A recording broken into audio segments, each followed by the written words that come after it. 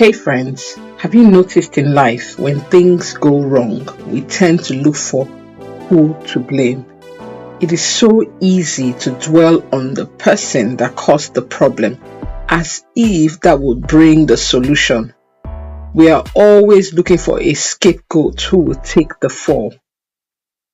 A loved one falls sick and we might say, oh, it is because we're not praying enough.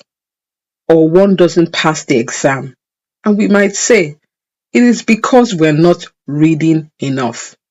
Or an accident happens and we say to ourselves, if only you did not cause the accident. There is a risk that is likely to occur when we take this posture in dealing with people around us.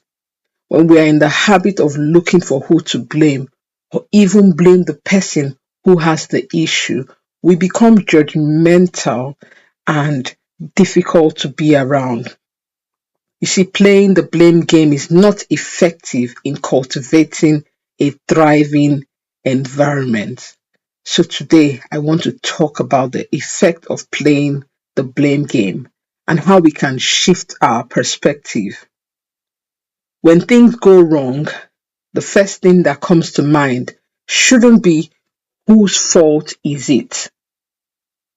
Thinking like this will shift everyone's energy from looking for a solution for the issue to looking for who to put the blame on. You see, playing the blame game is more backward thinking than forward thinking. Don't get me wrong, I believe there's room for lessons learned. But lessons learned should be based on how to improve the process, not how to put a label on someone. Putting a label on someone does not improve the process, it attacks a person's character. So what are the negative effects of blame? Playing the blame game does not encourage one to explore or innovate or try new things. This is because no one wants to be the one who messed it all up when things do not go according to plan. This stiffens creativity and keeps us in the loop of recycling the old and not being adventurous. You see, we are creative beings, just like our Heavenly Father, and we should not be afraid of exploring our world. Blaming people can affect our growth and development in life. Take, for instance, a student that loves maths and planned to be a mathematician abandons the dream because a particular maths teacher in high school was not encouraging. You see, when we blame others, we put the power of our progress on them. We give everyone else but us the power. We feel stuck in our thinking because all we are dwelling on is how we got where we are or who is responsible for the results we have. In this case, I want to encourage you to take your power back. Don't expend your energy in looking for who to blame for your life's journey. It's easier to play the blame game than the solution game. But do not choose this way out. Always ask yourself, when you're about to fall into that blame game, ask yourself, what is the way forward? Another angle of blaming to point out is blaming yourself. This can be very unproductive and can keep us hiding and playing small in life. Listen, we all make mistakes. We tried something that we thought would work and for some reason it didn't work. Oh, I can count how many things I've tried in this life. But you know what? I'm glad I tried them.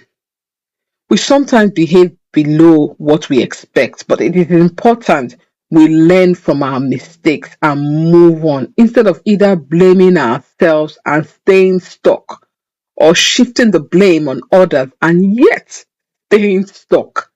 Either way, blaming should not be encouraged.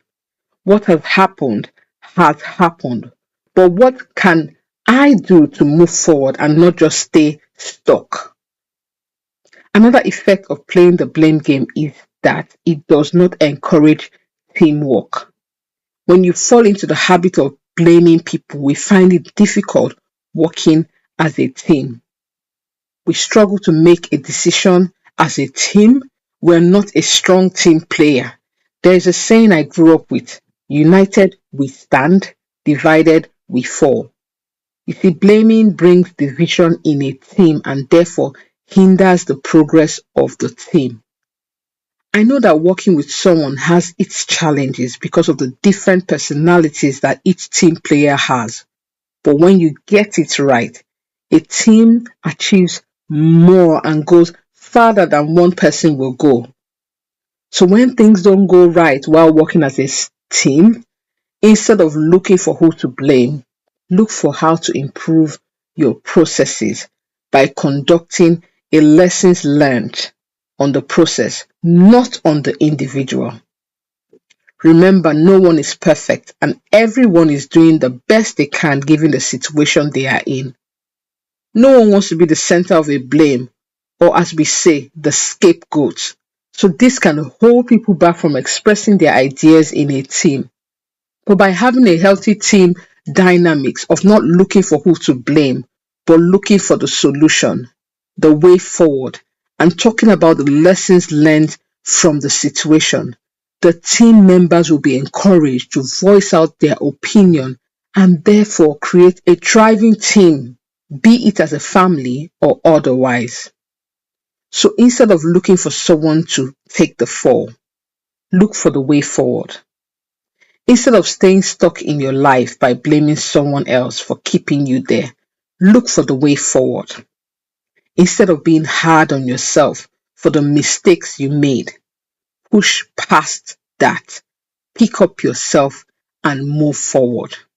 Shake the shame of blame off you and turn down the negative voices in your head or your world.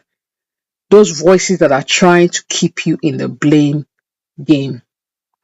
Dust yourself up and keep moving forward. Remember, no one is perfect and everyone makes mistakes. So take your power back and stop the blame game, either through blaming others or blaming yourself. So until next time, my friend, it is your host, Sylvia Nwokolo, reminding you to keep winning, shining, and thriving. God bless.